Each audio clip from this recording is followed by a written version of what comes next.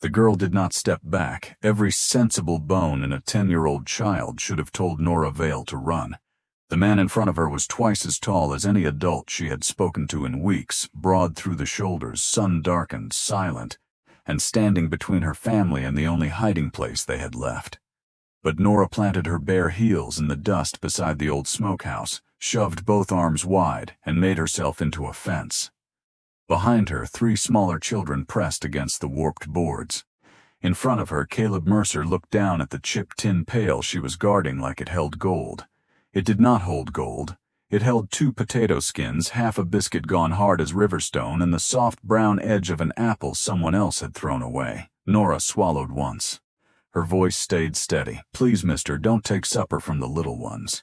Caleb Mercer had not been spoken to that way in 18 years. Not with fear, not with courage, not by a child who had nothing left except the decision that she would be the last thing standing between hunger and her family. And the strange part was this. It was not the children's poverty that broke something open in him. It was the shape of Nora's arms, because once, a long time ago, Caleb Mercer had known how to stand like that too. The year was 1893, and the Flint Hills of Kansas had gone the color of old bone. Summer had lasted too long. The grass that should have rolled green under the wind had turned brittle and pale. Creek beds showed their cracked stones. Cattle moved slowly through the heat with their heads low. Even the insects sounded tired. Caleb Mercer owned 612 acres of that hard country, 31 horses, 2 barns, a stone spring house, a main house built too large for one man, and a reputation in Chase County for being honest, difficult, and best left alone. He was 52 years old. His hands were heavy, scarred, and careful. Fence wire had left silver lines across his knuckles. A horse kick had bent the little finger on his right hand so it never fully straightened. His beard had gone gray, first at the chin, then at the jaw, then almost everywhere. People in Cottonwood Falls knew his name. They knew he paid his debts. They knew he bought oats by the hundredweight and never haggled with a widow. They knew he rode into town on the first Monday of each month, finished his business before noon, and left before anyone could invite him to dinner. They did not know much else. That was by design. Caleb had not attended a church supper in 18 years. He had not set foot at a harvest dance. He had not accepted a Christmas invitation, not even from Elias Reed, the old farrier who had known him since they were boys. He had a hired hand named Whit Bell who came by 3 days a week, did exactly what needed doing, and understood that questions about Caleb Mercer's private life were a waste of breath. The house knew silence, that was the best way to put it.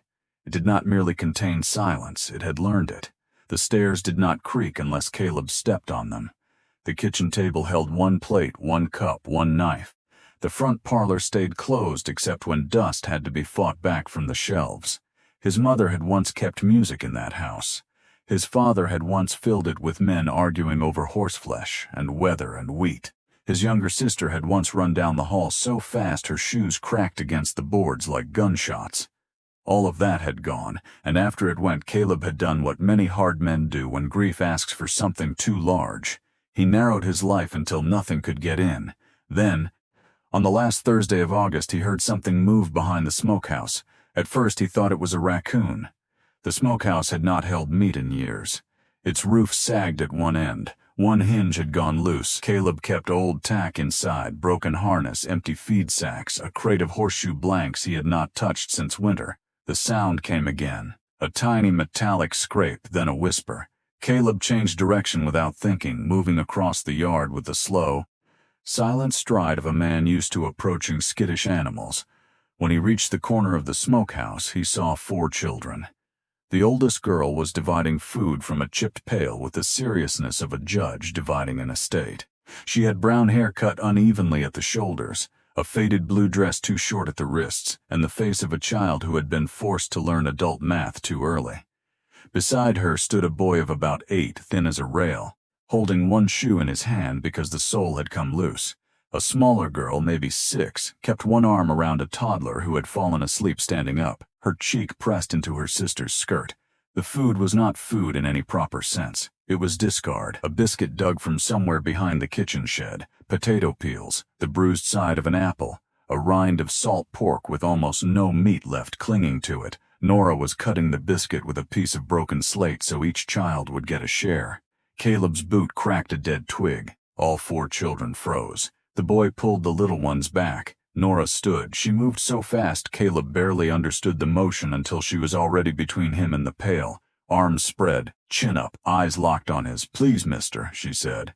"Don't take supper from the little ones."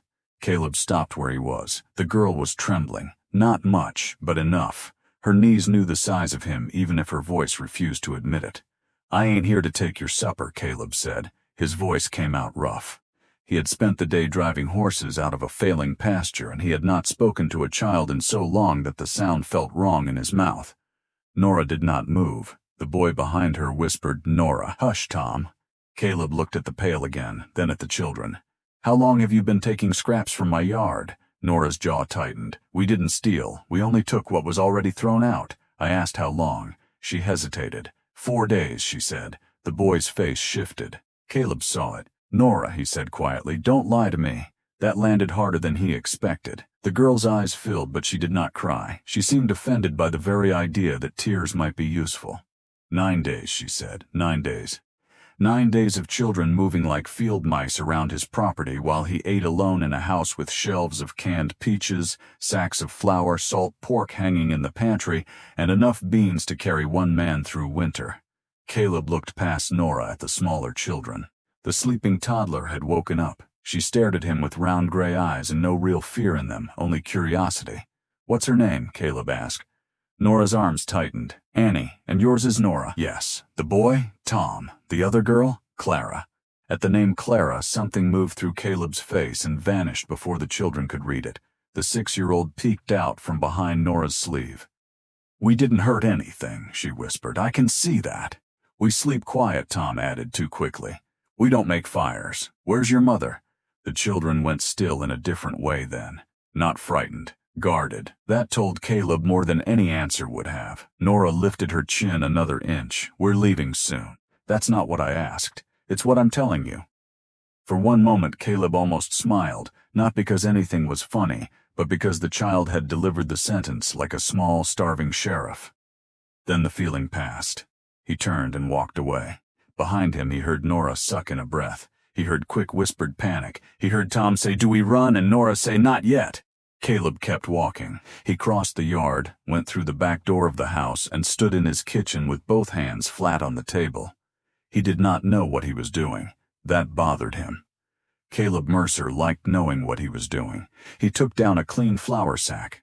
He wrapped fresh biscuits from the morning, then cut ham thick enough that even Whit would have called it generous. He filled a jar with beans. He added apples from the cellar, a twist of salt, and a small paper cone of sugar because he remembered, from some almost unreachable place, that children valued sweetness beyond reason. He filled a stone jug with clean water. Then he carried all of it out past the woodpile and set it under the leaning windmill, far enough from the smokehouse that the children would not feel trapped, close enough that they could not mistake the intention. He did not wait. He went back inside and closed the door. The house returned to silence. But it was not the same silence. After dark, Caleb sat at the kitchen table without lighting the second lamp. He heard them come, small feet. The faint clink of the stone jug, a whisper from the boy, a tiny gasp from the youngest child when she found the sugar. Caleb did not go to the window. He did not need to see. He sat with one hand around a coffee cup he did not drink from, feeling something old and stubborn in his chest shift its weight for the first time in years. The next morning there was a scrap of brown paper tucked between 2 stones under the windmill. On it, drawn in charcoal, was a tall man beside a windmill. His arms hung awkwardly at his sides. 4 stick children stood near him. Above them the child had drawn a roof, though there was no roof there in real life. Under the drawing in careful letters someone had written, "Thank you for not being mean." Caleb folded the paper once, then again. He put it in his shirt pocket and worked the rest of the day with the weight of it against his heart. On the 3rd day he left food again. On the 4th he left blankets. On the 5th he left soap, a comb, a tin cup, and an old lantern with a half-filled oil bottle. On the 6th morning he found the children's mother, not by looking for her. Caleb had spent most of those days telling himself that if the woman wanted to be known, she would show herself. That was the bargain he had made with his conscience. He would feed the children. He would leave supplies. He would not press. But near dawn, while he was drawing water from the pump, he heard a sound from inside the smokehouse. Not a child's whisper, not the scrape of a pail. A woman trying to cry quietly. That sound has a shape to it. It bends around shame. It presses both hands over its own mouth. It is not the same as grief let loose. Caleb stood with one hand on the pump handle. Then he walked to the smokehouse and pushed the crooked door open. The woman inside turned so sharply she knocked over a lantern. She was younger than Caleb expected. Perhaps 34 or 35, but weariness had drawn older lines at her mouth. Her dark hair was braided tight and pinned at the back. Her brown dress had been patched at the elbows and hem. Her shoes were split at the sides. She moved in front of the children at once. Not dramatically, automatically. The same motion Nora had made. Now Caleb knew where the girl had learned it. "Ma'am," he said. "I know this is your place," the woman said. Her voice was low because the children were sleeping behind her, but there was iron in it. "I know we have no right to be here. I won't insult you by pretending otherwise. Give me until Monday. I have written to my cousin near Emporia. If he answers, we will be gone." Caleb looked at the sleeping children. They were curled together on the blankets he had left. The toddler's hand was still wrapped around the handle of the tin cup. "How long have you been in this smokehouse?" The woman held his eyes. 5 weeks. 5 weeks. We were careful. Careful doesn't make a roof." "No," she said, "but it kept them together." That answer struck him in the ribs. "What's your name? Rebecca Vale? Your husband's name? Peter. Where is he?" A pause. "Buried outside Council Grove." Caleb nodded once. "I left the food." Her face changed. Only for a second. The control almost slipped, and what lay beneath it was so tired Caleb had to look away. "I know," she said. "Nora said it was a gift. Tom said gifts always have hooks in them. He's not wrong often, I expect." Despite herself, Rebecca almost smiled. "Not often." Caleb stood in the doorway, one boot inside, one still in the yard. "Mrs. Vale, this smokehouse isn't fit for a dog in November. It is August. November comes." She did not answer. He could see pride working in her like pain. Not the showy kind of pride, not foolishness. The hard, final pride of a woman who had lost nearly everything and refused to surrender the last thing she owned, which was the right to decide what happened to her children. "I have an empty bunk room off the west barn," Caleb said. "Better roof, real floor, stovepipe still works." Her eyes sharpened. "We cannot pay rent." "I didn't ask for rent." "Then what are you asking for?" That was the problem. He did not know yet, so he told the truth. "I'm asking you not to make 4 children sleep beside old harness and mouse droppings when I have a roof standing empty." Rebecca stared at him. The toddler woke then, sat up and pointed at Caleb with the solemn importance of a judge recognizing counsel.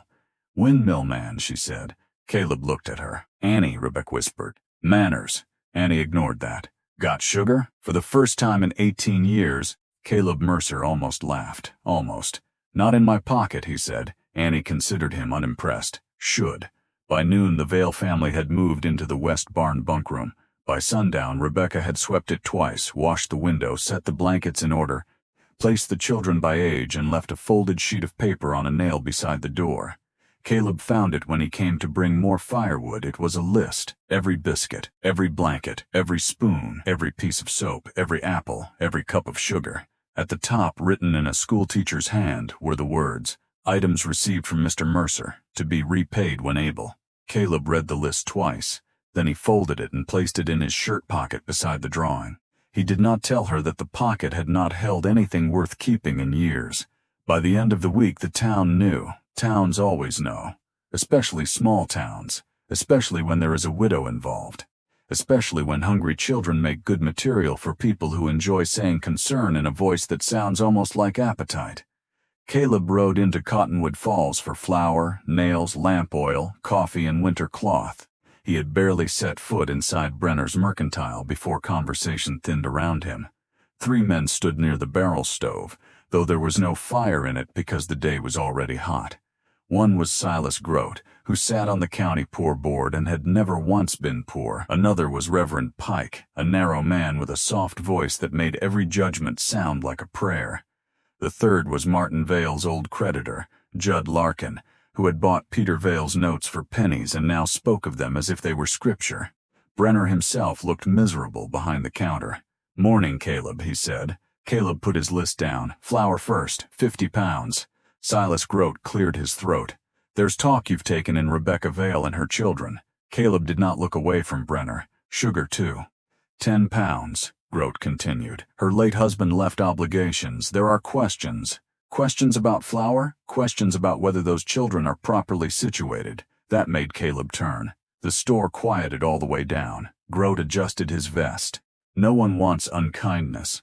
But a widow with no means, no kin accepting her, and 4 children living in a barn on a bachelor's property, that is not a permanent solution." Reverend Pike nodded sadly as if sorrow had appointed him spokesman. "There are households in the county willing to take 1 child each." Caleb's eyes moved to him. 1 child each, for their own good.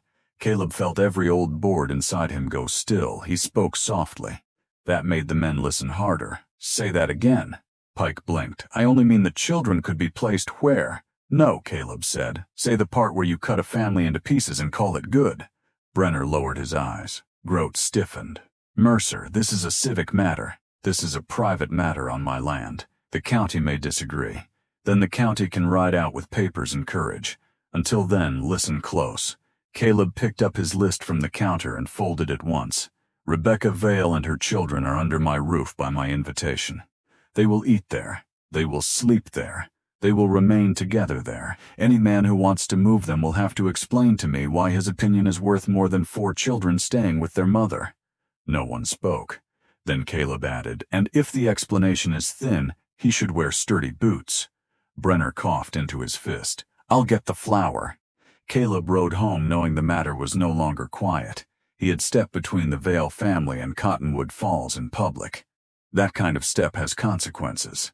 Nora understood that before most adults would have. She appeared beside the wagon as he unloaded supplies, took a sack of oats almost too large for her and dragged it toward the bunk room without being asked. "You don't need to lift that," Caleb said. "I know." "Then why are you?" "Because it needs lifting." He watched her go. Tom followed with a smaller bundle and the careful look of a boy trying to prove his hands were useful. Clara carried a spool of thread as if entrusted with the crown jewels. Annie attempted to carry a turnip, dropped it twice, then blamed the turnip. Rebecca came out last. "Nora told me what happened in town," she said. "She wasn't there. She is very good at collecting things people think children don't hear." Caleb looked toward the road. "They were going to say it sooner or later. You didn't have to answer for us." "No." She waited. He offered nothing more. "Mr. Mercer," she said, "I need to be plain. I will not let my children become an obligation that ruins your name. My name has survived worse than kindness. People can be cruel about the shape of kindness." He looked at her then. She was standing in the yard with dust on her hem, her sleeves rolled, her hair coming loose at one temple, and dignity wrapped around her like a coat too thin for winter but worn anyway. "Mrs. Vale," Caleb said, "for 18 years this county has mistaken my quiet for agreement. That ends here." Something in her eyes softened before she could stop it. Then Annie ran across the yard, attached herself to Caleb's leg, and announced, "Windmill Man is ours." Rebecca closed her eyes. "Annie." Caleb looked down at the child gripping his trouser leg with absolute ownership. "Is that so?" Annie nodded. "Ours." He did not know what to do with that, so he set one careful hand on top of her head. She smiled as if he had signed a contract. The first formal visit came 9 days later. Silas Grote arrived with Reverend Pike and a deputy named Harlan Meeks, who looked apologetic enough to be dangerous. Men like that often do harm while feeling sorry about it. Caleb met them at the gate, not at the yard, the gate. "Morning," Grote said. "We've received a complaint." "From whom?" Grote gave a thin smile. "That is not material. It is if the complaint rode here without courage." The deputy shifted. Grote held up a paper. "The County Poor Board has authority to inquire into the condition of dependent children." Caleb took the paper and read it slowly. Behind him from the barn he could feel eyes watching. Nora's, likely. Maybe Tom's. Rebecca would be standing where she could hear without showing herself unless needed. The document said less than Grote wanted it to say. That was clear. Caleb handed it back. "You've inquired. We need to inspect the living quarters." "No." Grote blinked. "Mr. Mercer, they are guests in my employee bunk room. They are fed, clothed better than when they arrived, and with their mother." You can ask Mrs. Vale whether she is here against her will. You can ask whether the children are harmed. You cannot wander through my barns as if concern made you owner." Pike stepped forward. "Brother, pride can blind a man." Caleb looked at him. "So can righteousness." Rebecca appeared then, not behind Caleb, beside him. Caleb noticed that. So did the men. "I am here willingly," she said. "My children are safe. They are fed. They are together. If the board wants to improve their welfare, I can provide a list of families in this county who could use flour more than advice." The deputy coughed. Grote reddened. "This is not finished." "No," Caleb said. "It likely isn't." They rode away with less dignity than they had arrived with. Annie waved at them. Clara told her not to. Annie waved harder. That evening Rebecca found Caleb mending a gate chain. "I wrote to my cousin again," she said. His hand stilled for half a second. Then he kept working, and no answer. "I'm sorry. I am not telling you for pity. I know." She folded her arms. "I am telling you because hope can become another kind of foolishness if you keep feeding it after it dies." Caleb set down the chain. "Then stop feeding that one." She looked at him. He stood. "I've written to a lawyer in Topeka, Jonas Bell. He handled a boundary dispute for me years ago.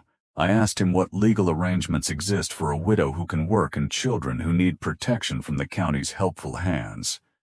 Rebecca stared. "You wrote a lawyer, yes, without asking me." "Yes." Her eyes hardened. "I do not need a man deciding my life because he owns better paper." Caleb took that without flinching. "You're right." That stopped her. "I should have told you before I sent it," he said. "I didn't because I was afraid you'd tell me not to. And because I have been alone so long that I am out of practice at consulting anyone. That is an explanation, not an excuse." The anger in her face did not vanish, but it changed shape. "What exactly did you ask him? What ground we have, what ground we can build, how to keep your children with you in a way Grote can't kick over." She looked away toward the barn. The children were trying to teach Annie to toss pebbles into a bucket. Annie was winning by standing very close. "I taught school before I married Peter," Rebecca said. 3 years in Morris County, then 2 winters after Nora was born. Caleb looked at her. "Can you still teach?" Her chin lifted. "Better than most who are paid for it." That was the first time he saw pride in her that did not come from survival. That pride had warmth in it. "Then maybe that is the ground," he said. The lawyer's reply arrived 11 days later. By then the heat had broken into a restless, storm-heavy September. Clouds built in the afternoons and gave nothing. The creek remained low. The air smelled of dust and lightning that refused to arrive. Jonas Bell's letter was 6 pages long and written in a hand so tight it looked stitched. Caleb read it once alone, then again with Rebecca at the kitchen table. She had not been inside the main house before that day. Caleb had invited her in through the back door because the matter was business, and business required a table. She entered carefully, wiping her shoes twice, though the floor was already marked from his boots. The kitchen seemed to notice her. That was foolish. Houses do not notice. Still, Caleb felt it. Jonas Bell's advice was practical. If Rebecca served as resident teacher for a ranch school open on certain days to neighboring children, and if she kept household accounts and basic correspondence for Mercer Ranch, then her presence could be documented as employment with board. The children would not be dependents without structure. They would be part of an established household arrangement. It would not stop every challenge, but it would make Grote's easiest argument collapse. Rebecca read the last page twice. "A school," she said, "a small one." "With what books?" Caleb looked toward the closed parlor. "My mother kept books." "How many? I never counted." He opened the parlor doors. Dust lay over everything. 2 walls held shelves, readers, arithmetic books, McGuffey spellers, a family Bible, poetry, histories, a worn atlas, almanacs tied by year, his mother's handwriting on paper labels long yellowed. Rebecca stopped in the doorway. For a moment she forgot to guard her face. "My word," she whispered. Caleb watched her look at the shelves the way a thirsty person looks at water. "Use them," he said. "Mr. Mercer, Caleb." The word left him before he could weigh it. Rebecca turned.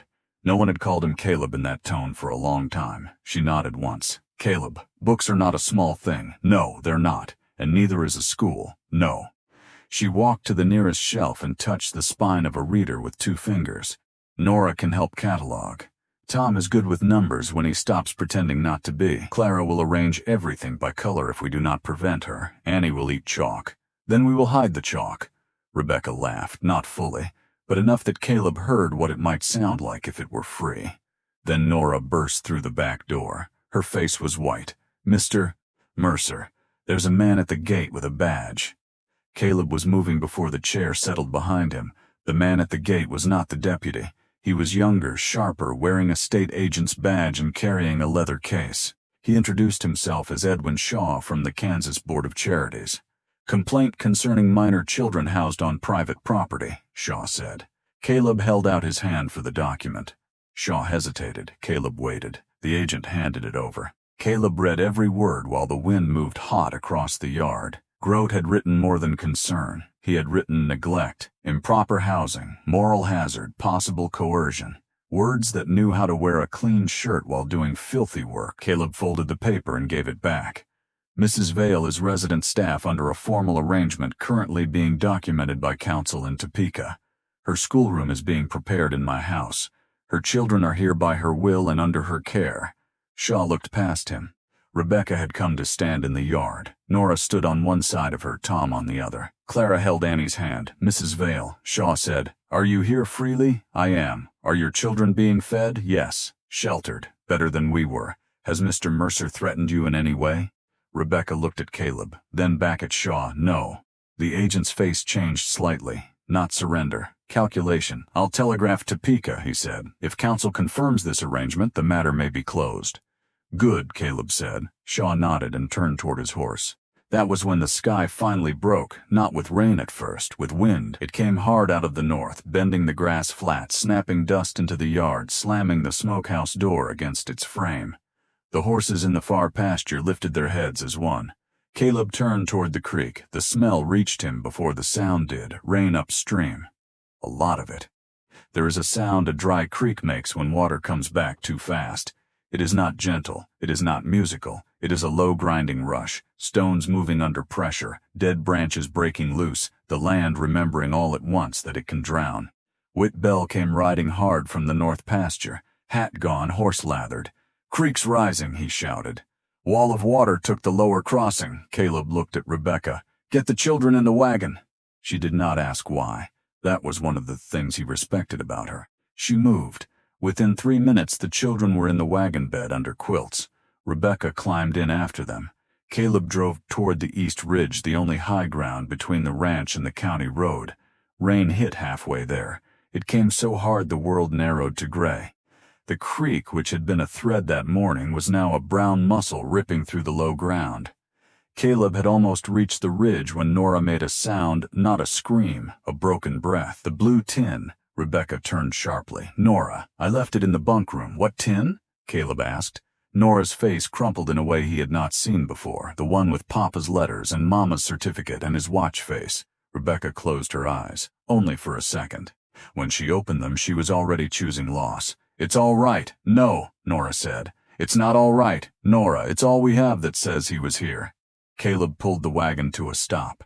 Rebecca knew before he moved. "No." He handed the reins to Whit. "Take them to the ridge." "Caleb," Rebecca said, and the fear in her voice was not managed now. It was bare. He looked at her through the rain. "I know this ground. The creek is not ground." That was true. For 1 second he almost let it stop him. Then he looked at Nora, the girl who had made her body into a fence over a chipped pail of scraps. Her father was gone, her house was gone, her old life was gone, and in a blue tin box in a barn bunk room sat the last paper proof that loss had ever been love. Caleb stepped down into the mud. "Get them high," he told Whit. Rebecca leaned over the wagon side. "Caleb, please." The word please hit him harder than the storm. He held her eyes. Then he ran. By the time he reached the west barn, water had crossed the lower yard. Not deep yet, fast. That was worse. He shouldered through the bunk room door. The little stove had gone cold. Blankets were rolled. Rebecca's repayment list was pinned beside the window. The blue tin sat under the cot exactly where Nora had said. Caleb grabbed it. Then the wall of water hit the yard. The barn shuddered. A horse screamed from somewhere beyond the rain. Caleb shoved the tin inside his coat and tried for the door. The first step took his legs out from under him. Water slammed him against the frame, spun him sideways, filled his mouth with mud, and dragged him across the yard as if he weighed nothing. For a few seconds the world had no up, only water, wood, cold, the taste of creek silt. Then his shoulder struck the stone wall of the spring house and held. Caleb hooked his good arm around an iron ring set into the stone, an old ring his father had used for tying milk cows in bad weather. He had not noticed it in years. Now it saved his life. He pulled once. His shoulder screamed. He pulled again. The ring held. He got one knee under him, then one foot, then half his weight against the spring house wall. A section of fence floated past, rolling end over end like a broken ladder. The blue tin pressed hard against his ribs. He thought absurdly, if it dents worse, Nora will be angry. That made him move. He climbed the wall by touch, found the narrow ledge above the flood line, and dragged himself up just as a loose beam from the smokehouse smashed into the place where his legs had been. After that, the sequence came in pieces. Wit shouting from the ridge, rain in his eyes, mud dragging at his boots, the iron taste of blood where he had bitten his cheek, the blue tin still under his coat. Hands grabbing him, Tom crying without sound, Annie screaming, "Windmill man!" Then Rebecca was there. She caught his face in both hands as if she needed to prove he was real. "You fool," she whispered. "Maybe it was anger, maybe relief, maybe both." Caleb coughed and pulled the blue tin from his coat. The lid was bent, but it was closed. He held it out to Nora. The girl stared at it. All the hardness went out of her face. For a moment, she was not the small sheriff, not the second mother, not the child with her arms wide. She was 10 years old. She took the tin with both hands, pressed it to her chest, and folded over it. "Thank you," she said. Her voice broke on the last word. Caleb put one wet, shaking hand on her shoulder. "That's what a roof does," he said. The words came before thought. Once spoken, they made something true. Nora looked up at him. Rebecca did too. Caleb had no strength left to explain, so he sat down in the mud on the ridge while rain hammered the quilts, and the children crowded close without being told. The flood took the smokehouse. It took half the west fence, the lower haystack, 2 empty barrels, the old chicken shed, and one corner of the barn wall. It left mud in every place mud could enter. It left driftwood wrapped around fence posts. It left dead grass hanging from the lower branches of cottonwoods 6 feet above the creek. It did not take the house. It did not take the children. It did not take the blue tin, and it did not leave Cottonwood Falls unchanged. Stories travel fast after water. By the time Caleb rode into town 3 days later with one arm in a sling, most people had heard that he had gone back through floodwater for a dead man's letters. Some versions had him swimming a mile. Some had the barn collapsing. One version, which Annie later preferred, had him punching the creek, but the center of it was true enough. Caleb Mercer had risked his life for proof that a poor family's grief mattered. That made it harder for polite cruelty to sound respectable. Brenner sent 2 wagons of lumber at cost. Elias Reed came with nails and 3 sons who knew how to swing hammers. 2 women from the Methodist Society arrived with bedding, winter stockings, and a basket of eggs. They asked Rebecca where to put them, not Caleb, which Rebecca appreciated more than the eggs. Even Deputy Meeks returned on his own time to help rebuild fence and did not once mention official concern. Silas Grote did not come. Reverend Pike did not come. No one seemed confused by their absence. Within a week, the old parlor had become a schoolroom. Rebecca washed the windows until the prairie light came in clean. Nora cataloged books in a ledger with columns so straight Caleb suspected she had measured them with thread. Tom built a chalk tray from scrap wood under Witt's supervision and pretended he had not grinned when it fit. Clara arranged readers by grade after a firm discussion about why color was not a complete educational system. Annie licked one piece of chalk, only one, then declared it bad sugar. The first neighboring child arrived on a Monday morning with a slate under one arm and suspicion on his face. By Friday there were 6. By October there were 11, including Brenner's youngest and the daughter of a tenant farmer, who had never had steady schooling because no one had thought a girl needed to cipher much past change at a counter. Rebecca thought differently. Her schoolroom was orderly, demanding, and warm. Caleb often paused in the hall just long enough to hear her voice. "Again, please, neat work is honest work." Or Nora's smaller voice helping Annie shape letters, or Tom whispering multiplication facts like secrets. The house did not know what to do with so much sound at first. Neither did Caleb. He still took his meals in the kitchen doorway some evenings, one foot nearly turned toward escape. Then Annie would drag his chair 6 inches closer to the table. Clara would ask whether horses had last names. Tom would ask how hinges worked. Nora would watch him quietly, as if trying to decide whether a roof could be trusted after the storm passed. So he kept sitting down, one supper at a time. That winter came early. Frost silvered the grass before sunrise. The horses grew shaggy. Smoke rose straight from the chimney on still mornings. Caleb moved the Vale family from the west barn into the main house after the first hard freeze, and did it so matter-of-factly that Rebecca had to argue from inside the bedroom she had already been given. "This is too much," she said. "The barn stove smokes. We can fix the pipe. I can fix the pipe. You and the children can sleep where water doesn't freeze inside a cup."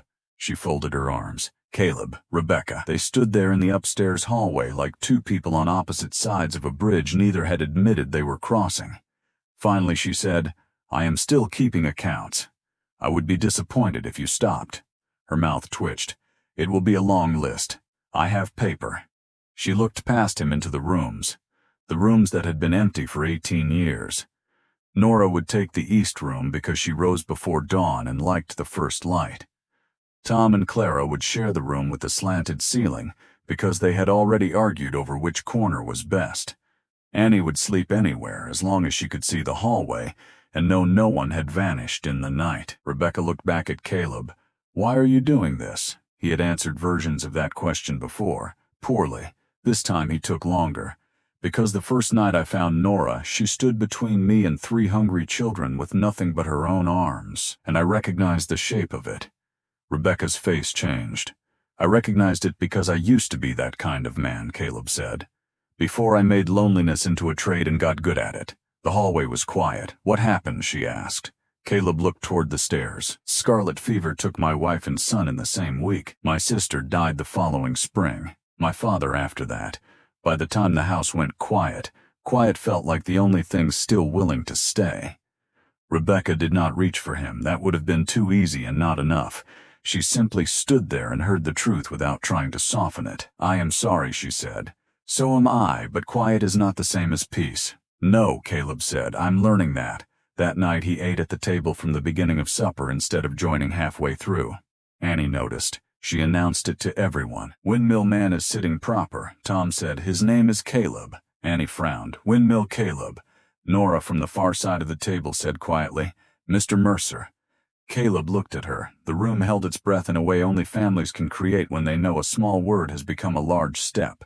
Nora corrected herself. "Caleb," he nodded once. "Yes, ma'am." The corner of her mouth moved. Not a smile, not yet, but something thawed. The legal matter closed in November. Jonas Bell came in person, carrying a leather satchel, wearing a city coat unsuited to ranch mud.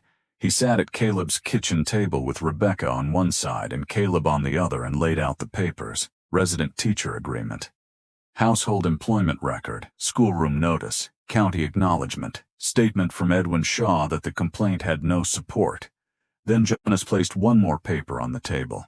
"There is another option," he said. "Not required, not immediate, but worth understanding." Rebecca went still. Caleb saw it. Jonas continued carefully. "If you two were to formalize this household further, the children would have stronger protection from future petitions. Marriage is the obvious route, but I am not here to recommend a life decision for legal convenience." "Good," Rebecca said. Jonas almost smiled. "I suspected that would be unwelcome." "It would." Caleb looked at the paper, then at Rebecca. "Nothing done for convenience lasts when weather comes," he said. Rebecca's eyes met his. Jonas gathered his satchel as if he had suddenly become fascinated by buckles. "I will leave you both to discuss whatever is not my business." After he left, the kitchen remained very still. Outside, Annie was ordering Tom to be a horse. Tom was refusing on principle while crawling on hands and knees. Rebecca stood at the sink. "I loved Peter," she said. Caleb did not move. "I know. He was a good man. Not flawless, not lucky, but good. I know. He loved the children. That is clear in them." She turned from the sink. "I need that to remain true in this house. It will. And I need my children never to feel that safety required them to trade their father for another man." Caleb absorbed that with the seriousness it deserved. "Rebecca, I do not want to replace a dead man. I would not respect myself if I tried. I want to stand where I am allowed to stand, no farther." Her eyes shone, but she did not look away. "And where is that?" "Under the same roof, if you'll have me there." For a long moment she said nothing. Then she laughed once softly through almost tears. "We are already under your roof. "No," Caleb said. "You are inside my house. That is not the same." She crossed the kitchen slowly. Not because she was unsure, because the moment deserved not to be rushed. When she reached him, she took his damaged right hand in both of hers and turned it palm up, studying the scars as if they were a map. "Then yes," she said, "but not for papers. No, not for Grote. No, not because the county is watching. No." She nodded. "Then yes." They married 3 weeks before Christmas in the schoolroom because Rebecca said a room full of books and children learning was holier than a church full of people deciding after the fact that they had always approved. Elias Reed stood with Caleb. Nora stood with Rebecca. Tom held the ring and checked his pocket 12 times. Clara carried dried prairie flowers tied with thread.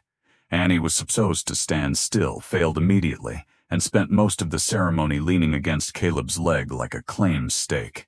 Brenner came. So did Deputy Meeks, the Methodist women, Whit Bell, the Reed sons, 8 school children, and half the families whose children Rebecca had taught that autumn. Silas Grote did not come. Reverend Pike did not come. Again, no one was confused.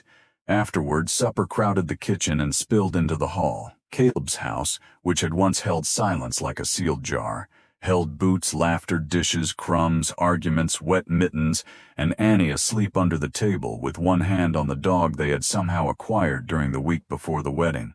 Near midnight, after the guests left and the younger children were in bed, Caleb found Nora on the porch. She was wrapped in a quilt, staring toward the windmill. He stood beside her. For a while, neither spoke. Then Nora said, "I remember the first night." "So do I. I thought you were going to send us away. I nearly didn't know what to do." "That's different." "Yes." She was quiet again. "Then do I have to call you Pa?" Caleb felt the question move through him with more force than he expected. "No." She looked relieved and sad at once. "You can call me Caleb, or Mr. Mercer, or Windmill Man if Annie wins the household vote." Nora almost smiled. "I don't want Papa to disappear. He won't. People say time does that. People say a lot when they don't know what else to offer." She looked at him then. "What do you think?" Caleb watched the windmill turn once in the dark. "I think love does not spend itself like flour. Giving some to one person doesn't empty the barrel for another." Nora thought about that. Then she leaned, barely, her shoulder touching his sleeve. For her, it was an embrace. Caleb understood and did not move. In the spring, he built the new roof. That was what everyone called it, though it was more than a roof. It was a long addition off the east side of the house with 2 bedrooms, a larger schoolroom, a mudroom for boots, and a porch wide enough for children to scatter across without knocking over chairs. Caleb drew the plan in January. Rebecca improved it. Nora corrected the shelf measurements. Tom redesigned the peg rail 3 times. Clara insisted on a reading bench under the south window. Annie demanded a place for Biscuit, by which she meant the yellow dog, whose actual name had become Biscuit because Annie's naming authority was absolute. They raised the first wall in April. The prairie had gone green again, not soft green. The Flint Hills were never soft. But living green. Wind moved through the grass in long bending waves. Meadowlarks called from fence posts. The creek ran clear and behaved itself like a creature trying to look innocent. Nora helped hold the chalk line. Tom carried nails. Clara brought water. Annie brought Caleb 1 nail at a time until this proved inefficient, then sat on the lumber pile and supervised Biscuit. By then the school had 14 regular pupils. By summer, there would be 19. By the next year, 26 children from 7 families would pass through Rebecca's room, and 3 of their mothers would learn to sign their names properly at the same long table after chores. That mattered. Caleb knew it mattered, because he saw the way Rebecca kept each name in the ledger, not as charity, but as proof. A roof, he was learning, could cover more than the people who slept under it. One Saturday in May, Nora came to find him by the new porch posts. She was carrying a cedar board wrapped in cloth. Tom, Clara, and Annie followed behind her in a line too organized to be accidental. Rebecca stood near the doorway with her hands folded and an expression that told Caleb she knew what was coming and had wisely chosen not to interfere. Nora held out the board. "We made something." Caleb took it. The cedar had been sanded smooth. The letters were carved unevenly but with fierce care. He could see where Tom had pressed too hard on the R, where Clara had added small flowers in the corners, where Annie had attempted a windmill and produced something more like a spider. The words read, "Mercer House, a roof raised by choice." Caleb read it once. Then again. His throat closed before he could prepare for it. That annoyed him and relieved him in equal measure. Annie tugged on his sleeve. "Do you like it?" Caleb crouched, still holding the sign. He looked at Annie's serious face, at Clara holding her breath, at Tom pretending not to care with every muscle in his body, at Nora, whose eyes were steady but wet, at Rebecca standing in the doorway of a house that had once been too empty and was now almost never quiet. He did not fight the tears, he had fought enough. "Yes," he said, his voice was rough. "I like it very much." Annie put both hands on his cheeks as if checking for fever. "Don't be sad, Windmill Caleb. I'm not sad. Your face is leaking." Tom laughed. Clara laughed. Nora did too, though she wiped her eyes quickly afterward. Rebecca came down the steps and rested one hand on Caleb's shoulder. For a moment all of them stood around that cedar board in the spring light, not arranged, not dignified, not tidy enough for a painting. Exactly right. Caleb hung the sign himself. He set it level above the new porch beam, drove each nail clean, and stepped back while the children argued about whether the windmill spider should have been larger. Years later, people in Chase County would still talk about the Mercer schoolroom. They would talk about Rebecca's ledgers, Nora's handwriting, Tom's talent for building anything that required patience, Clara's letters that could politely shame a grown man into returning a borrowed reader, and Annie's habit of introducing Caleb to strangers as the man the creek couldn't keep. They would talk about the flood. They would talk about the wedding. Some would tell the story as if Caleb Mercer had saved the Vale family. Those who knew better told it differently. They said 5 people arrived hungry at the edge of his land, and instead of taking from him, they gave him back the one thing he had stopped believing could live in that house: noise, need, argument, mercy, a table with too many elbows on it, a hallway with lamplight under every door, a reason to come in from the fields before dark. Caleb had thought family was something death could finish. He had been wrong. Family was also something built after loss, not to erase what came before, but to shelter what still needed to grow. It was not built all at once. It was built with biscuits under a windmill, with a list of debts no one intended to collect, with a girl who refused to move, with a woman who would not let grief make her children small, with a man running into floodwater because one blue tin mattered to one child, and that was reason enough. Board by board, meal by meal, name by name, choice by choice. And above the porch, weathering sun, rain, and prairie wind, the cedar sign stayed where Caleb nailed it. A roof raised by choice, not the roof they were born under, the roof they chose to keep standing beneath.